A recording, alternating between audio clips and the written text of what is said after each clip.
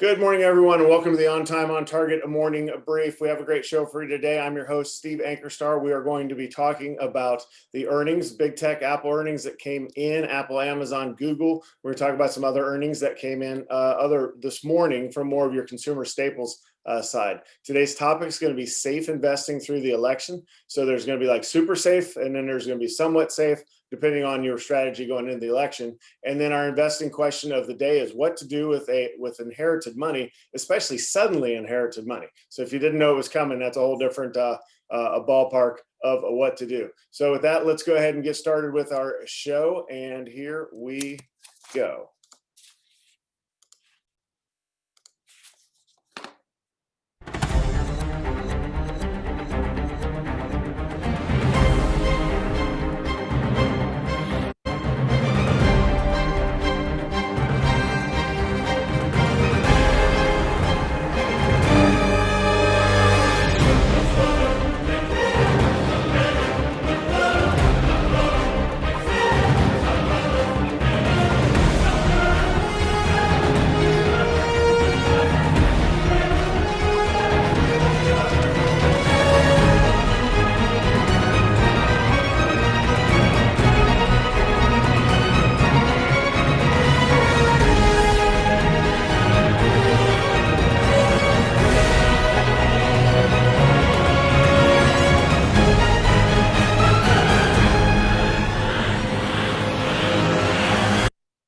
All right, good morning, squadron. Welcome again. All right, let's get set up with your chat room and your your Q&A windows. Get those open and go ahead and I just populated into the chat room the day trades I'm looking at for today. So if you want to take those or take a look ahead of time, that's what we've got going on. And you can also populate anything you want me to look at today into that window as well. All right, so our standard disclaimer applies. This is a financial education briefing, so you have to do your own due diligence before you act on anything you hear in today's presentation. All right, mission objectives for today, Friday, finally, right, and October 30th, so basically the end of the month as far as market days and work days, going into November and election day next week. Strap in and get ready to take a ride. Well, nobody knows what's going to happen for sure, but it's going to be interesting. I'm pretty sure about that.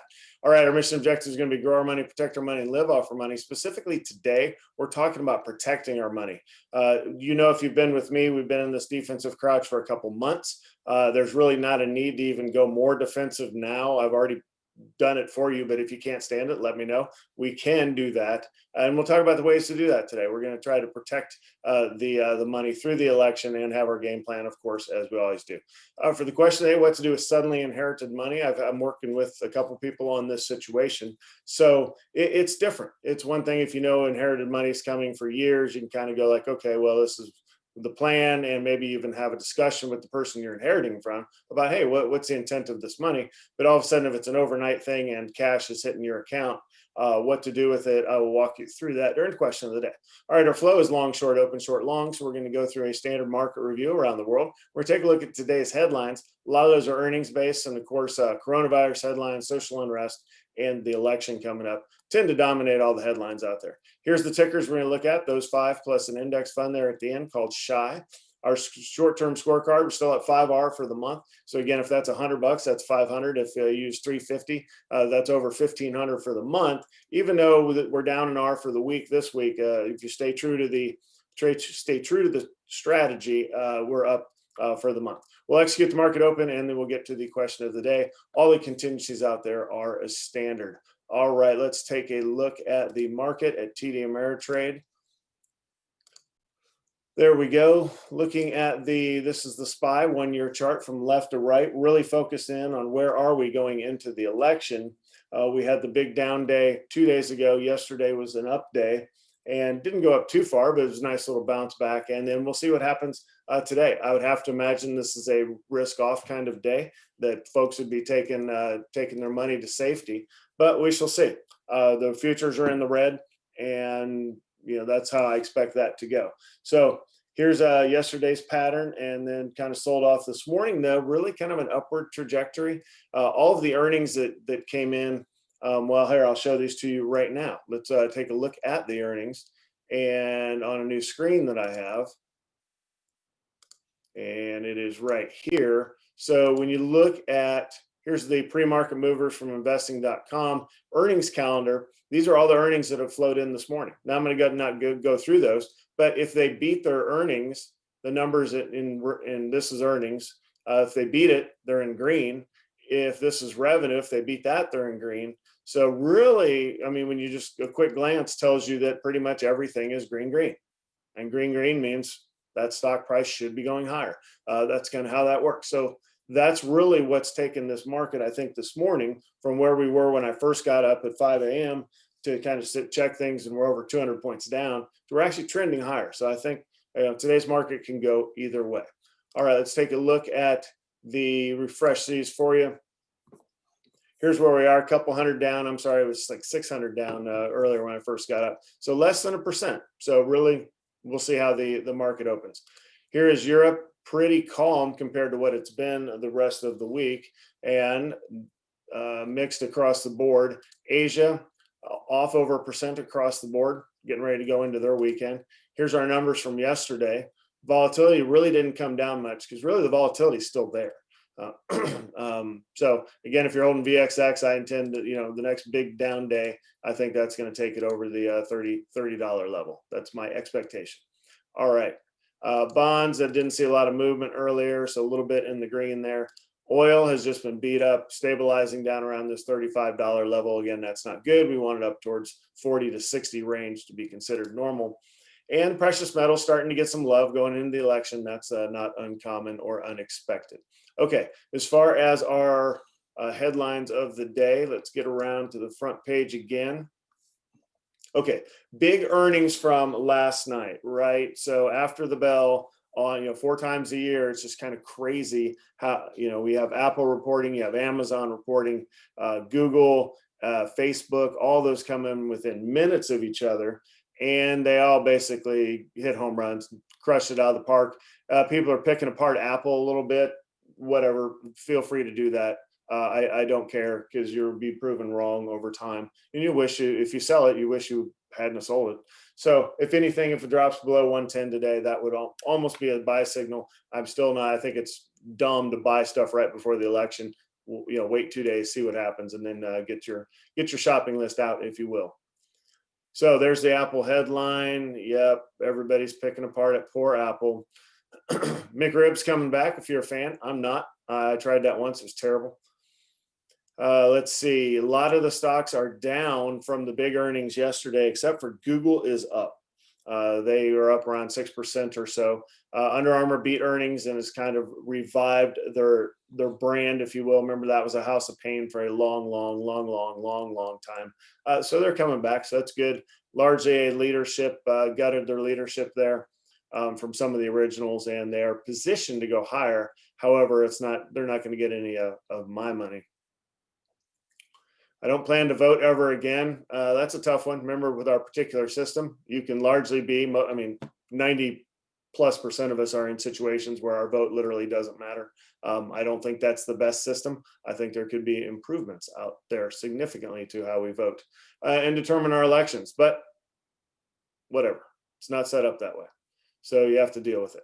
Exxon, house of pain. Remember, if I said, selling out of Exxon is an absolute must. Yeah, the stocks just continued to crater unbelievably. So I did hear this morning, ExxonMobil used to be at one point in time the largest company in the world. So I don't know when that would be, probably mid to late 80s, I would have to imagine. But just imagine that. ExxonMobil. Now it's, Facebook and Amazon and Apple and all basically the tech earnings. So interesting. Lots of coronavirus news, lots of new cases, which means uncertainty going into the new year. Sprinkle that on top of a contentious election and you get some volatility. Chevron too, yep, big house of, and it's funny because they're missing their profits and revenues and all of that, and the price of oil is going down, which really is kind of the double whammy.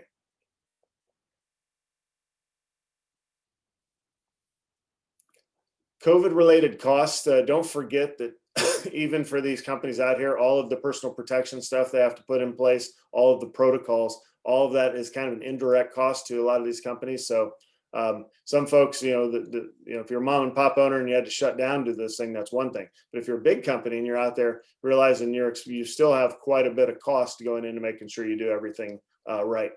Shaq was on the news this morning talking about president needs to bring people together. That's kind of a good idea. I have to agree with the big man there. I don't see it happening. If you haven't watched The Social Dilemma, watch it this weekend. It tells you exactly why this country is divided and that we're not on the path to do anything except for really go into civil war eventually because we're so divided. So it's an interesting thought piece if you have the time to watch it. All right, the airlines are in trouble, so everybody's you're either making a deal with your union, or if your union's standing tough, then you're starting to lay people off and furlough pilots. So not a good place to be in the airlines right now. Okay, let's switch to how do we safely invest through the election? Well, the first philosophy out there is that you want to basically take risk off, and how you take risk off is through different ways. Primarily what I've done with most of my clients and my money is go into a bond fund. Now, I'm not trying to make money in the bond fund. It does make money, pays off a couple percent while you wait. It accrues daily, pays out monthly, just like a bank account. But it's not really why I'm there. I'm there to protect it from the motion of the equity market to the downside. And in some cases, when the market goes down, they act in reverse. So that's what I want to show you on this first chart. This is G-bill. If you want to go, you can go, cash in the mattress kind of thing, but you really don't need to. You can go into something like, G-bill, which is treasury bills, as you can see right here. And you see back in March, they actually went up. Now, this looks like a chart where they doubled or whatever. They did not. So look closely at the right-hand side. It's the basis of 100, if you will. So $100 per share, and it went up to, 80 cents. So that's a 0.8% gain right there. So, but when everything else is falling out of the sky, like it did in March, right, that can be very comforting to see not only a green number, but if you have half your portfolio in it, that's half your portfolio basically floating on top of the water while your other equities are starting to drown. Now, that's the super safe way to play it. The other ways to play it are let me switch over to Schwab, and we'll take a look at that. The other ways are to put it in a bond fund, like I talked about. So when you look over here to the upper right, so you have G-bill in the upper left. It pays out monthly, so that's why you see all those D's, and you see the stock price obviously adjust down when it pays those out. It's kind of basically flatlined here. So that's going to continue, I'd imagine, unless we have a second wave type sell-off. You might see it spike a little bit, but basically you're living off these dividends. That's the plan. Same thing for FIXD. It's an opportunistic bond fund. I just switched to that from the super safe S&P 500 bond fund, just because the super safe one was not paying enough. It just wasn't enough for the risk that was being taken. So I switched it to FIXD. I really like this fund. Again, they have a little more leeway with what they're willing to own and what they're not willing to own in bonds. And that makes a big difference in return. Again, I do individual bonds. I don't do that with short-term money that I'm going to try to turn around, flip long after the election. But if you are in retirement and I have you in a big bond ladder, that thing, other than the initial hit back in March, I got you. You got to go there for a while. Those bonds have appreciated back to pretty much what they're worth, and now are just paying out on their schedule. Easy peasy, right? So now there's a little bit of contentious here when I say safe. If you look at the left middle and the right middle, Amazon and Apple. So here's what I mean by safe. Safe means you're not going to sell this. You don't care who the president is for the next 4 years. You don't care if the Congress is red or blue or some other color.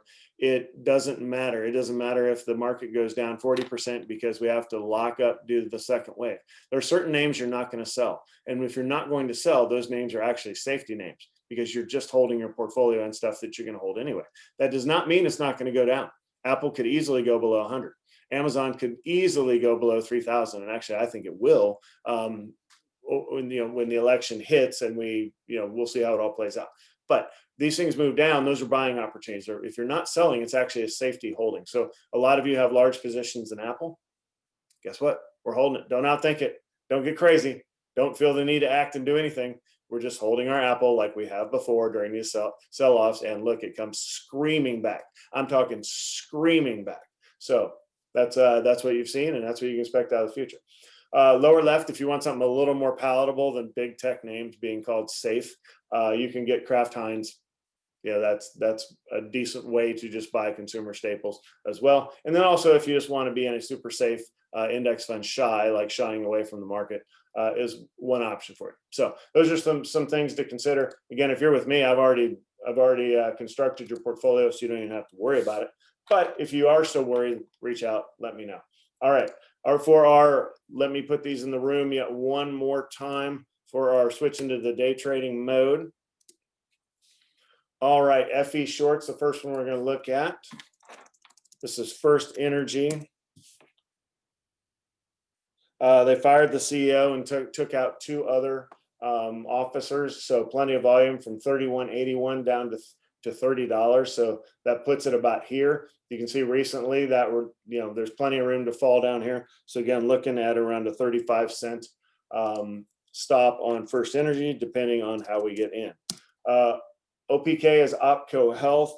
They also have an activist investor that's basically been calling them out and encouraging investors to sue the company, which is interesting. But there are plenty of volume, gapping down from 420 to 389. These smaller price points can be a little tough, so make sure you know what you're doing when you go, yeah, I'm going to buy 10,000 shares. Well, every penny counts, right? So just be careful if you're down that range. Use a 10-cent stop or smaller if we can get it. And then if you have to go long because you think if the market reverses and starts screaming higher at the open, I don't see it, but hey, it could certainly. MGI, MoneyGram International, it's not really US based, but internationally, they crushed earnings and they're poised to go higher, and they're at a good point for you to hop in and take this name long. So again, 10-cent stop is what we're looking at there. And last two I'll have while we're up is a couple other long names. If you want, these are higher risk, so I'm not going to take them. Well, I don't intend on taking them. If I like what I see right at the open, I may jump on it. But ATRO is Astronics Corp. They received a major contract. They don't trade after market. That's why you don't see anything there. They received a major contract for Light Strike, which is their product, which is where you take the wand and you wave it over things with germs on it, and it cleans the germs off. I mean, that seems pretty brilliant to me. So we'll be watching ATRO shortly after the open once it has some volume. And then the other one's NTUS, another medical headline, which, let's see, low volume. Oh, and they crushed earnings. So earnings, and there's a medical headline, which I didn't fully understand, but they're in a good position as well to go higher. So those are the names we are going to take a look at this morning. Some other names that are going, Twitter's down 16% or 15% now. We aren't going to touch that. EQ up big. When you look at the short, really nothing in that short range has the volume for us to act upon. So, all right, let's go ahead and set up our TD Ameritrade day trading platform. You remember yesterday I had this thing freeze on me, which was less than ideal. I'm gonna get my account ready while you kind of process what we have. Let's get over to the right chart. There we go. So FE, middle left, OPK, middle right. I do have the arrows in this time pre-drawn because I can't draw them real time for some reason, which I think is due to activity in the platform, which is I was trying to draw yesterday during an active time, and it was not letting me. And then you got your MGI long, which looks like it's popped up pretty well. So we'll take a look here in a second. I am setting up with Schwab for FE short because I really like that thesis.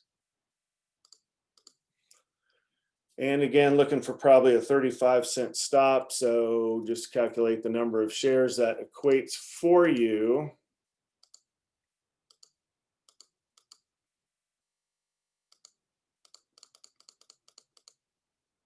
Why is it not letting me do it? Ah, there it is. All right, 30 seconds out. Still dorking around with this. So let me get, there we go. Nope.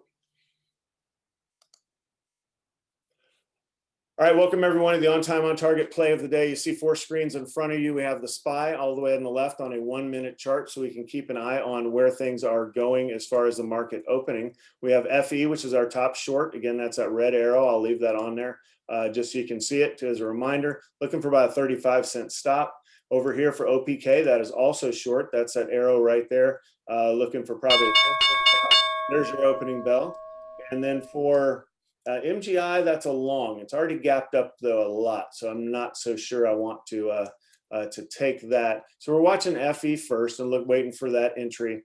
Again, FE fired their CEO, so we're probably gonna see some short covering here initially. Opco's selling off pretty hard, so can't really touch it there. I'm thinking down in this 30-40 range is when I'm going to take it short with a 40-cent stop. That's off now since it went to a new high here. Okay, take it at 30.50 with a 40-cent stop. And again, this is short. For FE, market's in the green here a little bit. We'll zoom in on that.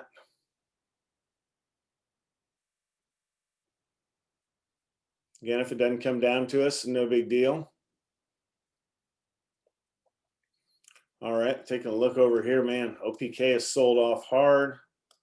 MGI long. All right, not liking FE as much. We're going to let that thing go for a second. We're going to look at ATRO. Again, this is that light strike deal. What kind of volume we looking at here? I kind of like this entry. 10-cent stop. It's pretty low vol.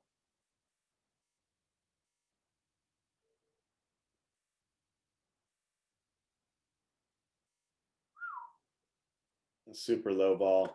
I don't know if I can take it here. I'm going to back out for a little bit. All right, still waiting on FE to flip short. Market's 2 minutes higher there. OPK's gone too far. It's out of our window. FE's darn near back to even after firing their SEO or CEO, excuse me. Just thinking of where we'd have to put the stop if we take ATRO long. Still waiting for the market to kind of come in. I don't think today is going to be a big up day. Right now, all three are in the red, 0.3%, 0.3%, 0.6% as far as the market indices. All right, let's get an entry here short on the FE. 30.85, that's going to crush my math. So 30.80, that would be up to 31.20. That'd be here. Almost have to take it here.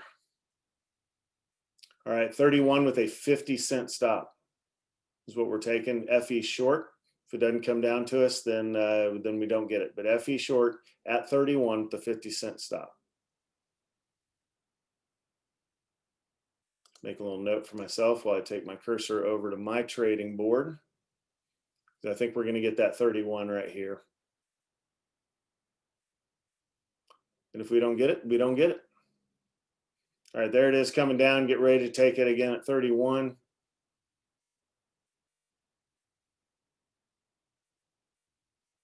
It's going to be a 50-cent stop up to 31.50, which will be the high of the day.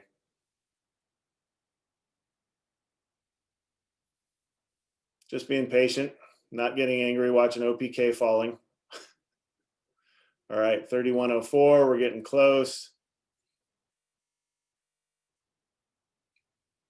All right, I'm taking it at 31.01. So I took it at 31.01 and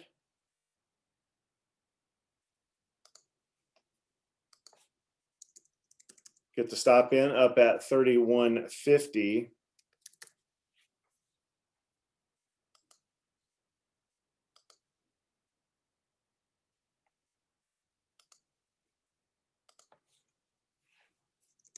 I'll draw arrows here in a second.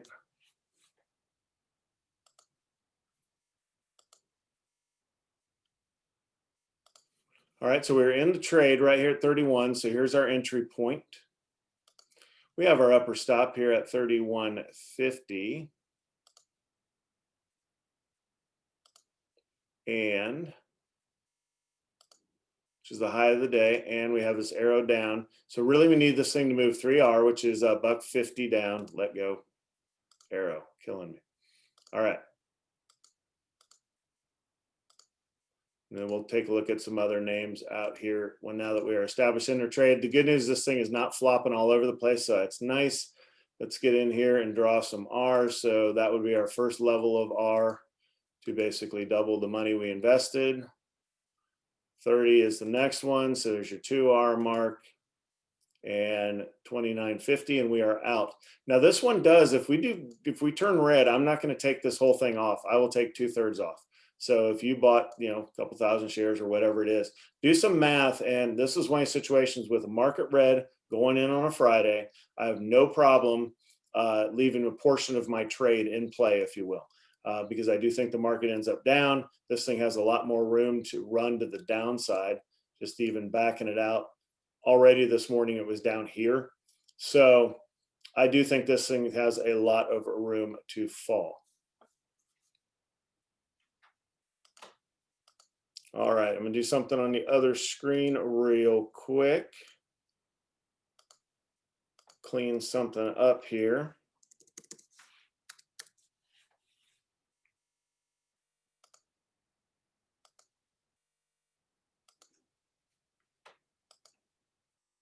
All right, our trade's sitting there. I like the way it's looking. We are 6 minutes into the trading day.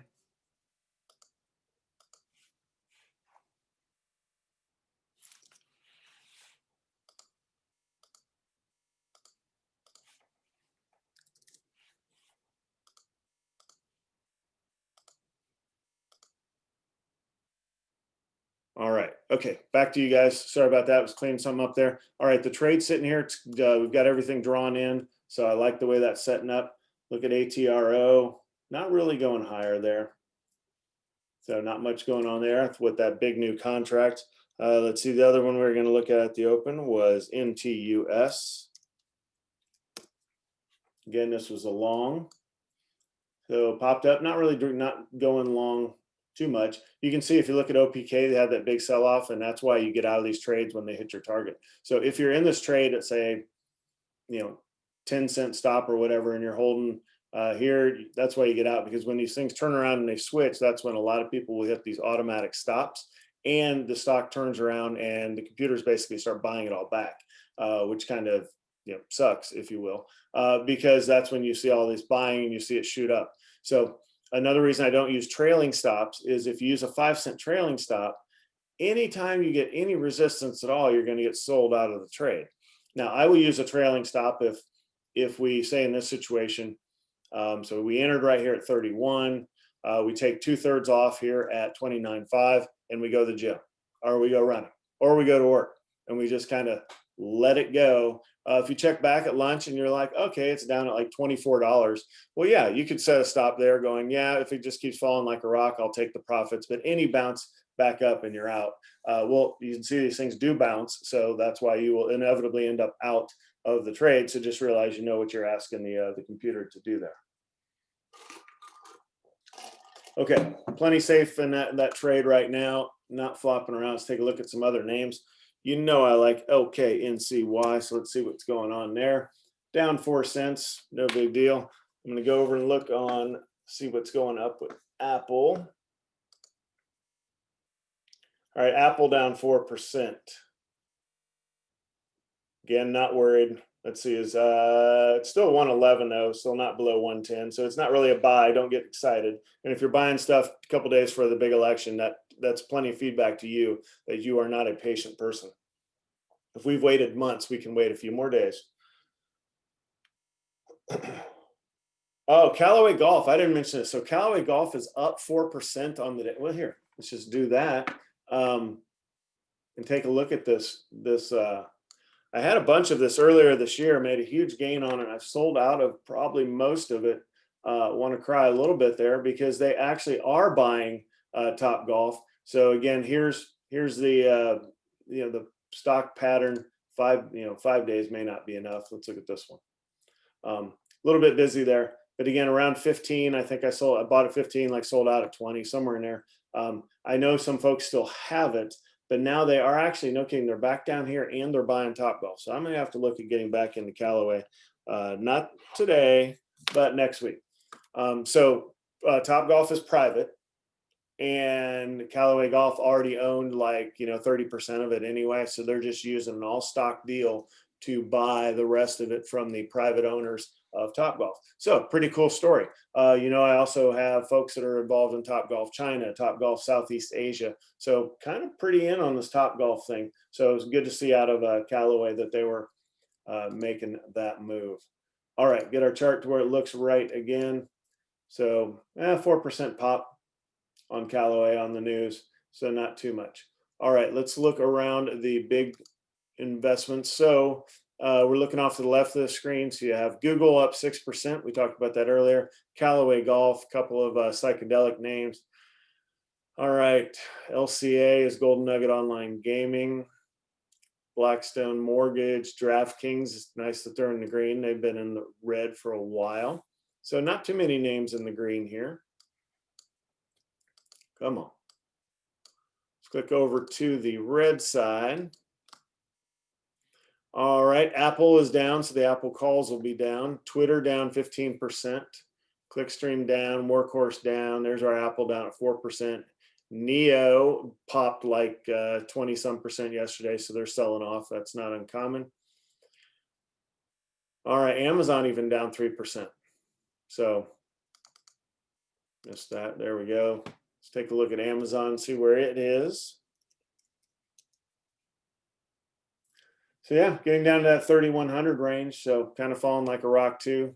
Market is, NASDAQ's down over 1% now. Let's check back to our trade. Basically here. So here's your market starting to stream down. We see that. So I do kind of like the FE short here as well. So checking back on my numbers.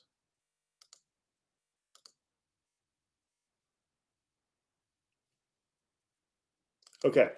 All right, let's nothing in the chat, no questions today. So let's get set up for question of the day. I'm going to leave our trade in here so we can just monitor it while we have it.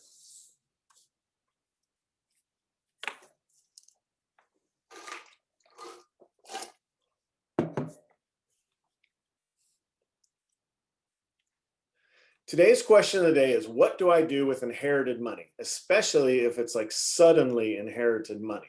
So the difference there being if you think there's an inheritance coming and you've had time to talk about it with the person whose money it is, whether it's your parents or a sibling or whoever, the money, whoever plans on giving it to you as an inheritance, you probably have time to talk about it. So in that case, you probably have a good plan. What I'm talking about, and I get this question a couple times, I'm working folks through it right now, is what do I do if I wasn't expecting, boom, all of a sudden there's maybe 50,000 or 500,000 or a couple million now sitting there with your name on it. That can be quite a shock for folks. And if you aren't conditioned to have that type of money or know what to do with money, it can be a little bit unnerving, if you will. And if you're one of those people who don't like to reach out to financial folks because you can't trust them, and I get that because I went into this business because I wasn't thrilled with any of the big box firms either. So if you don't have somebody you can trust, this can be one of those times where you're just sitting back going, ugh, I don't know what to do. It's going to be very stressful. So first of all, let's talk about the two types of money you can get for your inheritance. There's going to be cash, coins, a taxable account, basically everything that's not protected under a retirement hat.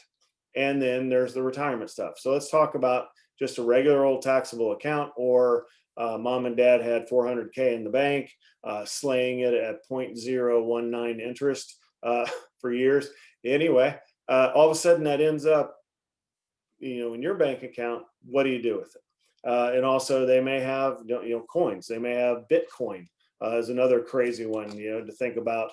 How do I even access that? So if you have the time to talk to folks about, transition planning, you want to talk about passwords and what do you have and all that stuff to get through it eventually. But this is the car accident scenario. The suddenly money comes in. Well, with taxable stuff, which we'll come back to, that's where you have the most options. With retirement things, if it comes down to you, this can be a 401k, it can be IRA money. That's all going to go into an inherited IRA, and the rules are going to depend on a couple things. Generally, we're not talking a spouse situation here because that's really kind of both your money to begin with. So really, we're talking about it when it's passing down in a generation, or you just get a surprise inheritance from somebody. out of the clear blue that you're friends with that has been estranged from their family, and all of a sudden this money is yours. Well, in those situations, if you're under inherited IRA rules, you need to get smart on that. Whether you go ask a professional, pay them their $100 for their hour to help you sort through this stuff, or teach yourself. You can do that too. But you really need to get in and see the rules, because generally the rules, the price point is high enough to where if you mess up the rules, it's going to be kind of what I would call a massive penalty, into the thousands, maybe into the 10,000s or higher. So again, if you're being cheap with your $100 to not pay a professional, good for you, I guess. Hope you don't make a mistake, but you might want that peace of mind that if you do bring somebody in the loop, they'll be able to make sure you navigate it correctly. So that's all I'm really going to talk about for the inherited money. So let's go back to just the big cash account. You get $100,000 into the bank account, whether it was taxable, securities, that sort of thing, or it was just straight cash. Well, the first thing you need to do is look at the debt you have in your life, and you need to retire that debt.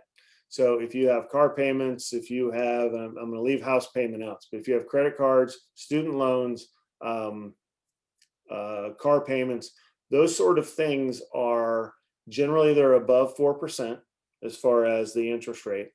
And those things that's debt you need to kind of kill off and then keep it dead, right? There's a movie back in the day, and it was, I'm blanking on the name of it, but it's just like, when I kill things, they stay dead. Like, isn't that right, Bob? It's like, yes, sir, always dead. When you kill something, you want to keep it dead, right? You don't want to just wound it and have it come back. So the part of that is a little behavioral finance. If you're in a debt situation or a car payment situation or credit cards, whatever, you're in there for a reason. You did it. It didn't happen to you. So grow up and don't let yourself get back into that scenario again. Trust me, life will be a lot less stressful for you. So that's how you service your debt. Now, the house payment. Do you take that money and just put it towards the house? Well, you can. Rate of returns on a house, you're going to keep up with inflation. If you're in a high demand area, then you could outpace significantly inflation and make a lot of money. Or you can just use leverage, which is what got you into that house in the first place. If you put 20% down and use leverage for the rest, you're generally at an interest rate now, it should be 4%. If it's not below 4%, you need to stop what you're doing today and go refi and get you your 3% or 2.5% rate. So you wouldn't necessarily put a whole lot of money into a house. The house itself is a depreciating asset, kind of like a car or anything else, because you have to put money into it as it ages. But the land that it's on and the location of that house is where you're really getting your appreciation. So it's okay to not pay off your house. Now, if you're born and raised that the number one thing you have to do in life is pay off your house, then just go do it. I'm not trying to talk you out of how you were raised, but mathematically, there's better uses of your money that really over the lifetime could make several $100,000 worth of difference to your net worth, and people just literally miss that. They just don't get that. But anyway, if you're scoffing, reach out to me on that. I can show you some math. Okay, so pay down your debt first. Next is your emergency fund. That's always a point of contention on what should I do? How much should I have? Well, you have to have your sleep well at night number. For some people, that's $50,000. I can't comprehend that. I would not sleep if I had $50,000 in my checking account, right? Because that would freak me out. I would know that those are lazy dollars sitting there not doing anything.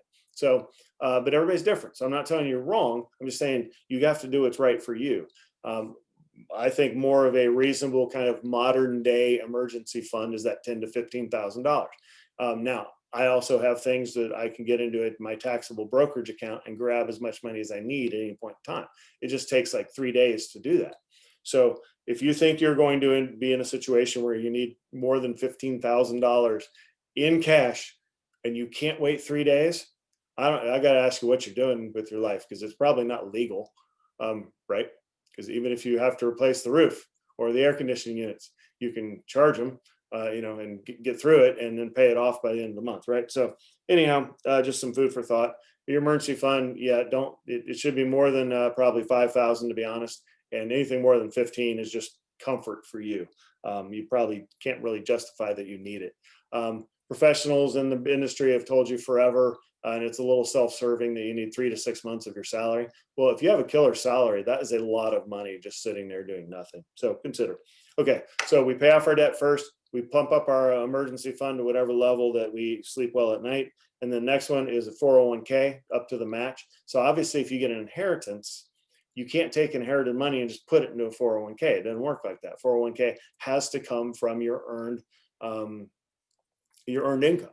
But what you can do is, since now you have this extra money in your life, is you can go to your 401k department or TSP or 403b or whatever it is and increase that now, because you have this other money that you can use to get through your monthly expenses. So you definitely want to go up to the match. So if you get that far, you're going to do great in life. But max your 401k up to any match that they have. Generally, even the best ones out there, they'll match 100% up to 3% of your salary, and then another, 50% up to another, another 3%. But figure out how far up the chain you're still getting free money, and do that for your contribution.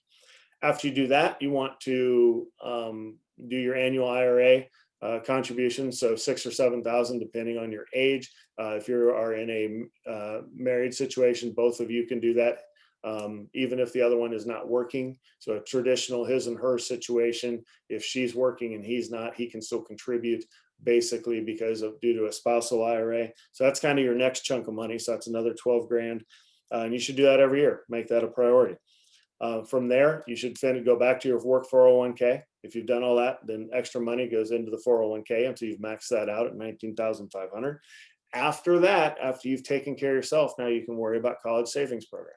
A lot of people think they owe their kids a college education. And I will just tell you, you are not doing yourself any favor if you prioritize their college education over your own retirement. You are not helping you, and you're not helping them either.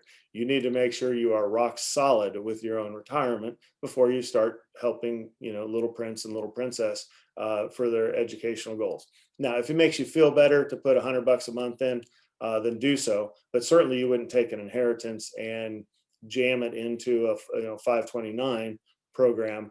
You would want to take care of yourself and your own retirement first, and then get around to the 529.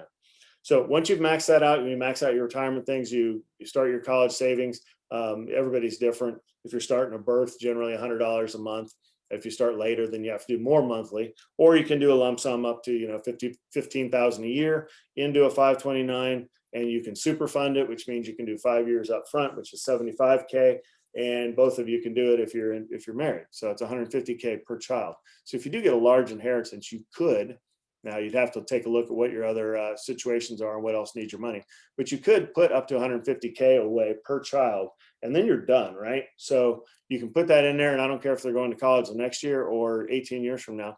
You don't have to worry about that thing. Just let it grow. There are things out there called a Dynasty 529, where you basically just put money in, and you're not just funding education for those that are alive now, but for all of the children and offspring that the entire family has. That money is there and available, again, basically your own free education type money.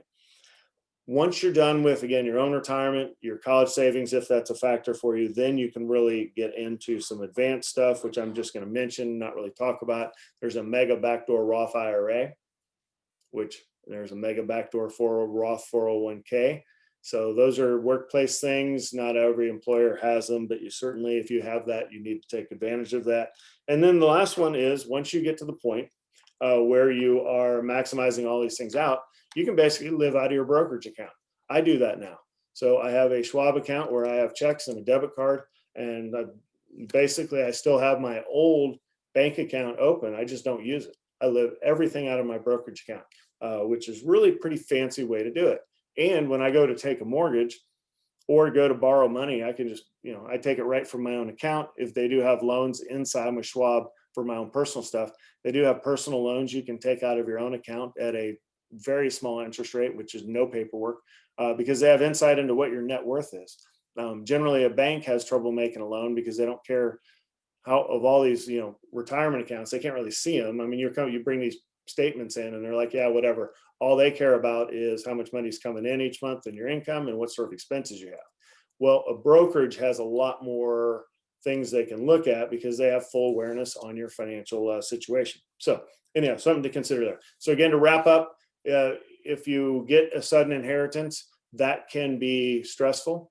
If it is significant, or like, you hear lottery winners are broke within 5 years, or, professional athletes. So you hear these horror stories. So don't think you're different just because you get stressed out because a lot of money just hit your account, right?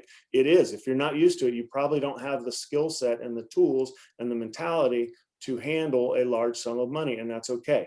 That's when you would want to reach out or take a lot of time to kind of get your mind around that. But you want to kill off debt first. You want to get your emergency fund in place, and then you want to go through the different hierarchy of retirement account vehicles to max all that out.